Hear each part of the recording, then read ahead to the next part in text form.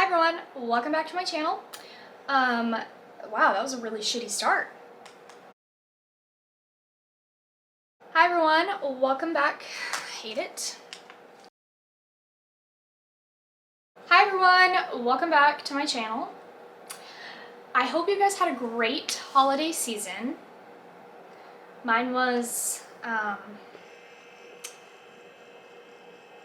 eventful, to say the least. Well, first off, I got this super cool remote for my camera. That's part of the reason I have not recorded. I've been waiting to get one of these because the one I wanted has been on back order for like months. So I ordered it and had to wait and wait and wait, and I would like get ready to record, and then I guess it was just like something always happened. So I guess I'll just catch you up on my life. So let's see. We did a big family camping trip beginning of December, which was super fun. Okay, and then Christmas, the whole month of December is like, does any mother really enjoy the holidays? I really love this for dramatic effect, like this is great. But anyway, okay, hold on. Okay. So December is crazy for everyone, especially us in the mom game or parent game. Things just never go how we want. It's never perfected. And our kids are just ungrateful, okay? They're just ungrateful. But it's a fine, because, I mean, I'm sure we were all the same way. But anyway, so I'll catch you guys up on, you know, that part of my life, because I want my kids in it too. Noah's at his dad's right now, and Madeline is sleeping for, well, who knows much longer, so I should probably hurry the fuck up. But, yeah, so, okay, like a month ago, I had put up on my Instagram, like kind of like a vote like I did last time, like should I do a get to know me, or should I like do like a specific subject? I don't remember what the subject was at this point, but anyway, get to know me 1. Is this what they do on TikTok? I'm really sorry you had to see that. Okay, so anyway, I decided to do a get to know me, not exactly like get to know my life, and I got quite a few questions that I'm kind of impressed by, okay? Like, I would have never thought to ask some of these, but I think it'd be fun. Also, do you guys like my tapestry? It's a pinky promise. Alex hates it.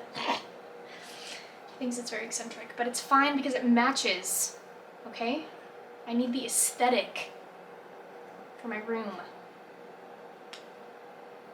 Okay, so I'll go ahead and answer some of the questions, and it's funny because one of the questions on here, I gotta find it because this is my screenshots, but I know exactly who asked that, like even now. I like screenshotted all the questions, and anyway, I know exactly who asked that. So I thought these were good questions for my channel because they kind of play into what I wanted my channel to be about, which was me and, you know, like maternal mental health and just mental health in general. And a lot of the questions are actually about that. So yeah, let's just jump right into it, shall we? First question, what was or is your dream career before being a stay-at-home mom? This one is really tough for me because I pursued nursing for a really long time. I went to college for nursing, and this needs to, that angle is so much better. Wow. Okay. First question was, what was or is your dream career before being a stay-at-home mom? So I think I mentioned in my last video, like, I had no maternal bone in my body growing up, like none. So I never really wanted to be a stay-at-home mom. But I did pursue nursing. I went to college for nursing, and I worked at a surgery center for a while. Anyway, I jumped around with nursing. I did dialysis, I did a surgery center, and then I really wanted to do nursing school, but Alex and I had planned to have a baby, so I didn't do that. But also, when I was growing up, I really wanted to be a history teacher, like a high school history teacher, which I know it's like a weird subject to want to teach, but I'm a history buff, so dramatic effect. There's that. Second question, where did you and Alex meet? Funny, you should ask this, because we actually filmed a whole video about our relationship, and then I was displeased with it. I think we got off topic a lot, so I might still post it. He makes me feel really guilty about it, so I might post it, but okay, back to the question. Alex and I met on Instagram. He slid into my DMs, but it was funny because his brother, his little brother lived with him, and when his little brother turned 18, he had a birthday party, and I went to that birthday party, and it was at Alex's house.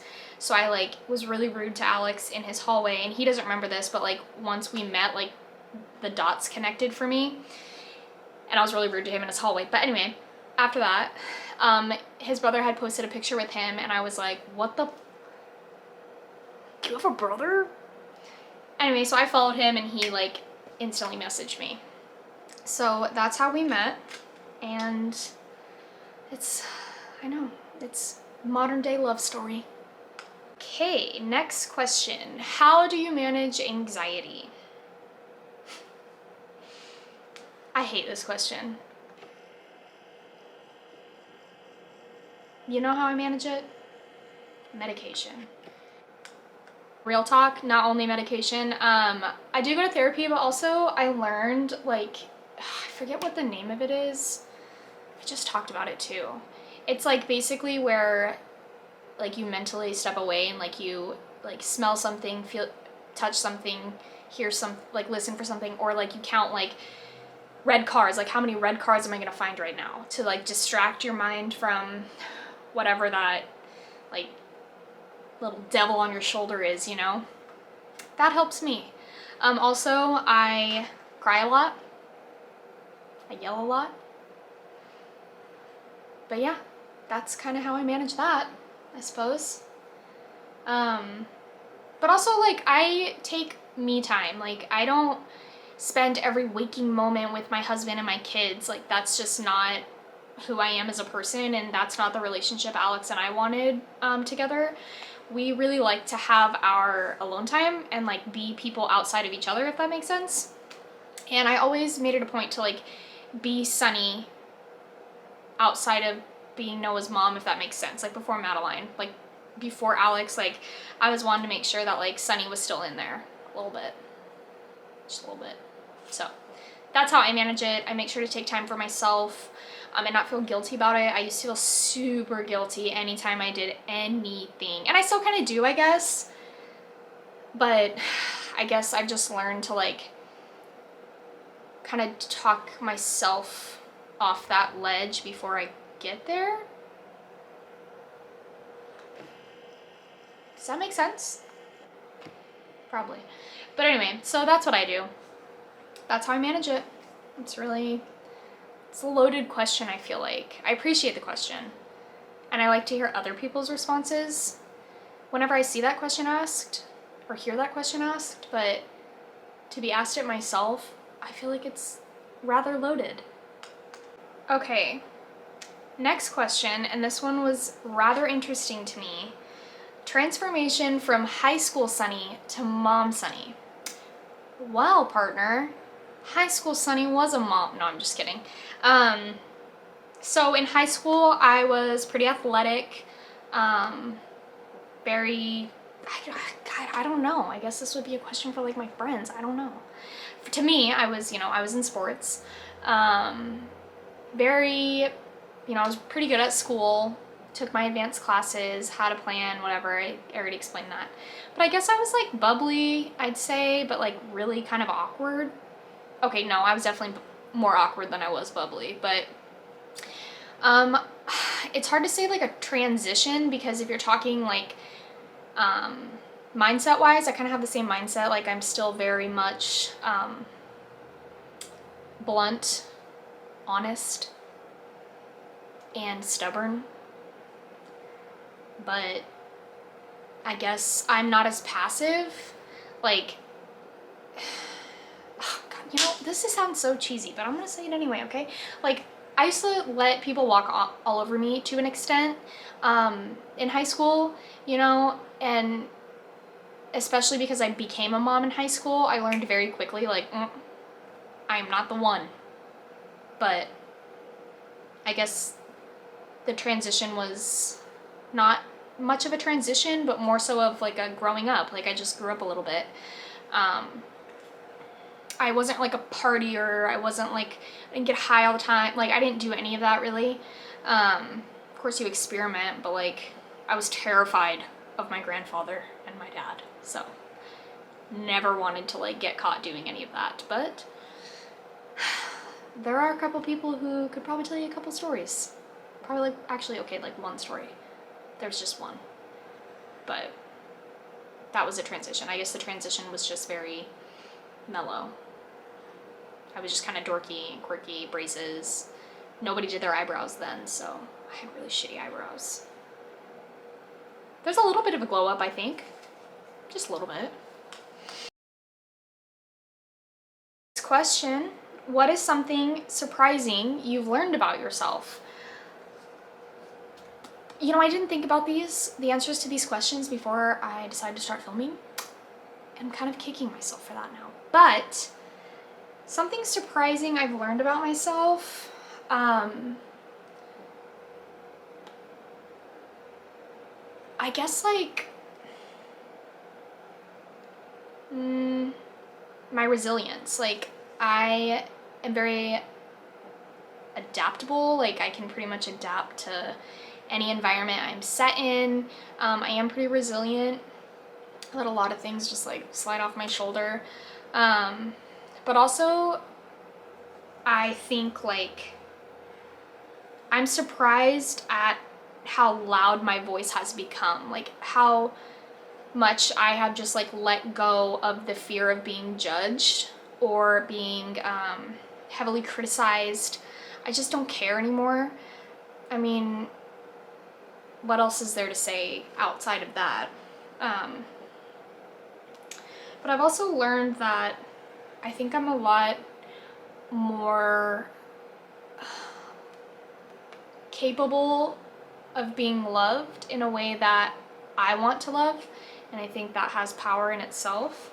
So that's probably the most important piece of that question. Okay, moving on. What is the best and worst advice you've ever received? Okay, this one is easy for me. The best advice I've ever received was from my mom. And I'll never forget it. I'll never forget the situation, like where I was. I can remember the smell, whatever.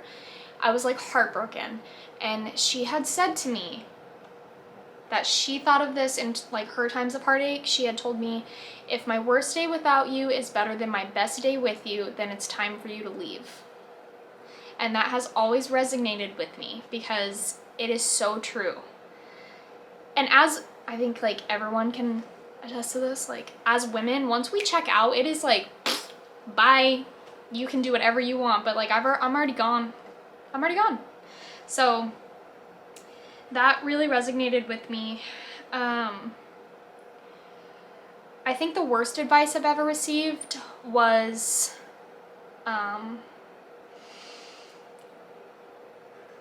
the whole like, this too shall pass. I hate that piece of advice. I hate it so much because it is so true. And I think that's why it's the worst for me, is because it's so true. But that's probably the worst advice I've ever received, is like, give it time, or time heals all wounds, this too shall pass, that kind of stuff. So funny about the whole, like, time heals all wounds or whatever. Sometimes I catch myself, like, wanting to say that to, like, my friends or something, and so I'll always, like, preface it by saying, like, look, I know this is the worst thing to hear, and I hate it so much that I'm saying this, but, like, this too shall pass. But I do say it a lot. No, I don't say it a lot. I have said it. And it tastes like, it just, I need dramatic effect here. It tastes like fucking vinegar coming out of my mouth, okay? So, when I read this question, I immediately had, like, some PTSD shit going on. I have thought about this question since I received it, and I think part of me didn't want to answer this question because it's a very vulnerable question, in my opinion, for me at least. But the question is, what has impacted your life the most besides children? And honestly,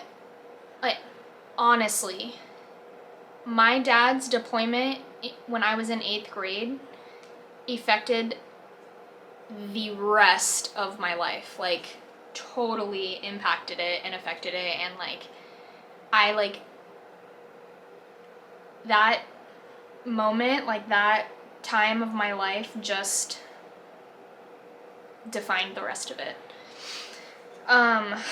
But that deployment definitely impacted my life the most besides my children, because I think that was the moment where I realized, like, this is, like, what heartbreak outside of heartbreak feels like. Like, this is what it feels like to lose someone who's still alive. Because I don't think my dad was ever the same after that. And I feel like just everything changed after that. Like, my life just totally changed. So that impacted me heavily. And it definitely, I would say, turned my personality around quite a bit. But yeah, that really, really affected me, and it broke my heart in a way that I can't explain. And I think only military children, not spouses, but children, can agree with. It's just, they miss out on so much of your adolescence and, like, those important moments in that time of your life. And I think that deployment had happened in a time of my life where I was really, really blossoming and coming into who I was as a young woman, and my dad missed all that. So, and I lived with my dad at the time, and then I just feel like it was a snowball effect after that. Like, things just really changed. But here I am. I love this question. What is your favorite movie? I have so many favorite movies. I am a movie fanatic. I mean, what are we talking? Are we talking Disney? Are we talking unanimated, animated, thriller, comedy? Like, what are we talking here? I don't know. Who knows here what we're talking about? I don't know. Okay, but real talk, my favorite movie is either Beetlejuice, Drop Dead Fred, Oliver and Company, 101 Dalmatians, honestly, Bridesmaids, Mean Girls. There's just too many. There's too many. But Beetlejuice and Drop Dead Fred are my, like, top two, for sure. For sure. And, you know, looking back, like, now that I watched Beetlejuice and Drop Dead Fred as an adult, I'm like, you guys really let me watch this shit when I was, like 5?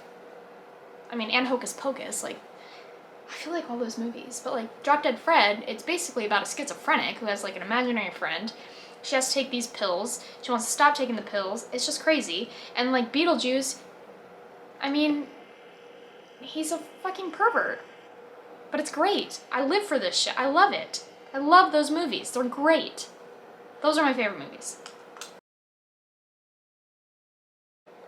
Okay, sorry, I'm here. My back hurts. What is a guilty pleasure of yours? I okay, when I say I love Taylor Swift, I mean it. Like, I love Taylor Swift. I love everything she stands for. I love her as a person. I know we're gonna be friends one day. I really hope one day she sees maybe one of my videos or like one of my something. I don't know. And she's just like, wow, that's a bad bitch. I want to be friends with you. Because I know we're going to be friends. Everybody thinks I'm crazy for saying that, but that's how I feel. But also, I really love true crime. I know it's kind of basic, but I really do love true crime. Which is funny because I'm actually a very paranoid person. So like, I don't know why I do that to myself. Like, why do I watch true crime if I'm paranoid? I don't know. Maybe that's why I'm paranoid. Shadow revelation.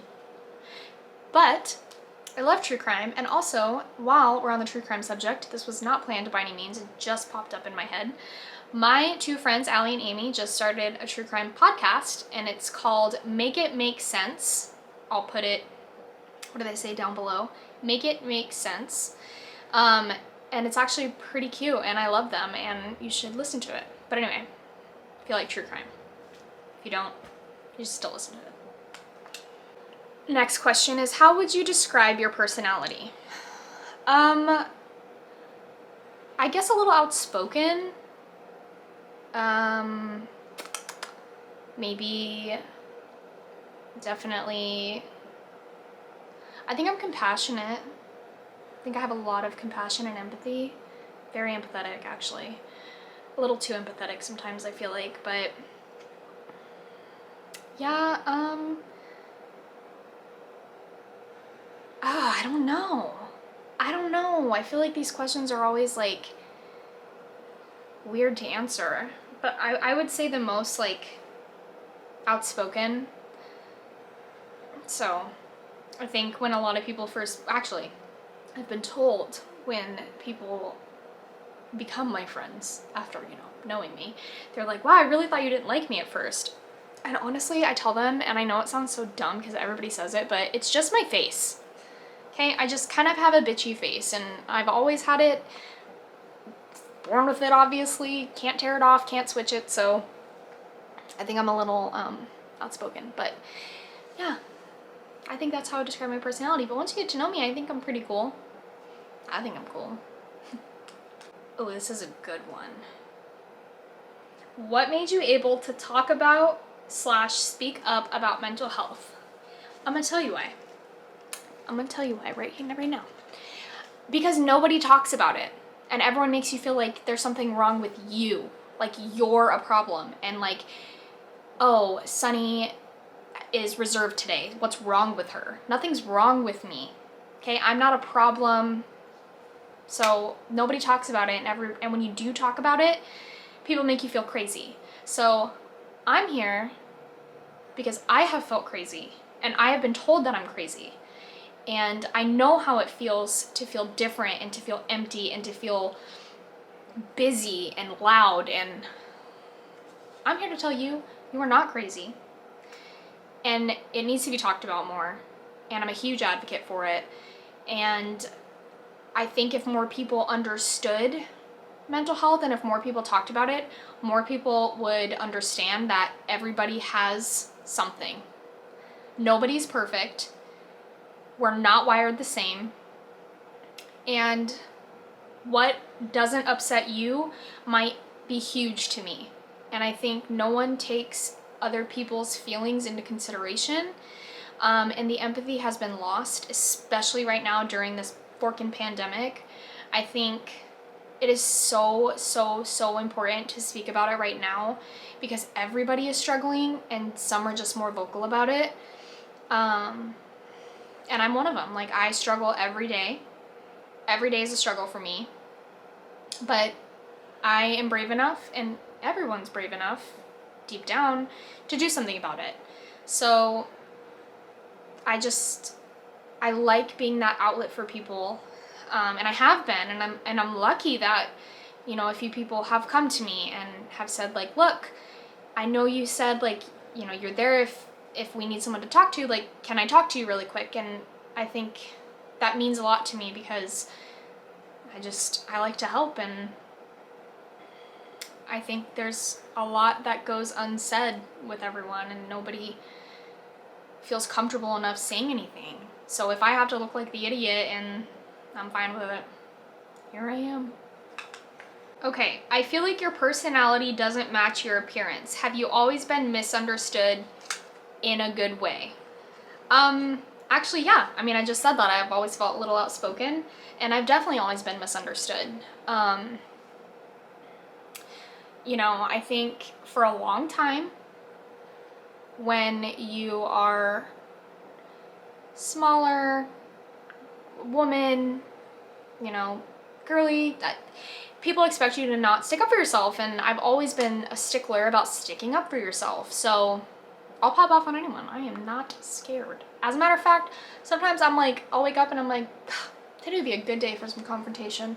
No, I'm just kidding. But anyway, I mean, I guess I don't really know how to take that question, and I don't remember who asked me this, but if you are that person and you do watch this, message me, because you have me on Instagram, because you asked me this on Instagram. But I guess, like, what is my appearance? Like, what? I should have just asked for clarification when I, you know, a month and a half ago when I got this, a month ago. But I don't really know how my appearance, like, what, you see what I'm saying? I don't know. But yeah, I'm definitely goofy, quirky, awkward. Maybe my appearance doesn't match that, but the answer is yes. That's all the questions, and it's perfect timing because I think Madeline is waking up. So, what the we have a ghost. I have no idea how that just happened. Anyway, Madeline is waking up, so it'll be a shorter video today, but I just wanted to hop back on here and say I'm still alive and well. And I just took a little break for a while. We had a lot going on, and I can't wait to share all that we did during the holidays and all that went wrong during the holidays. Let's just say we have to rehome one of our dogs, and it's very sad. But anyway, that's probably the saddest thing going on right now, aside from our main pipe leaking in our house and our water heater going out. So, I love being a homeowner so much. Anyway, thanks for watching. If you like my channel, go ahead and not only like the video, but subscribe to it as well. And I'd like to hear what you guys think. I figured out how to turn on my comments on my YouTube videos. So yeah, let me know, and I hope you guys have a good day. And what else? That's all I got. Bye! Oh my god, it didn't stop recording?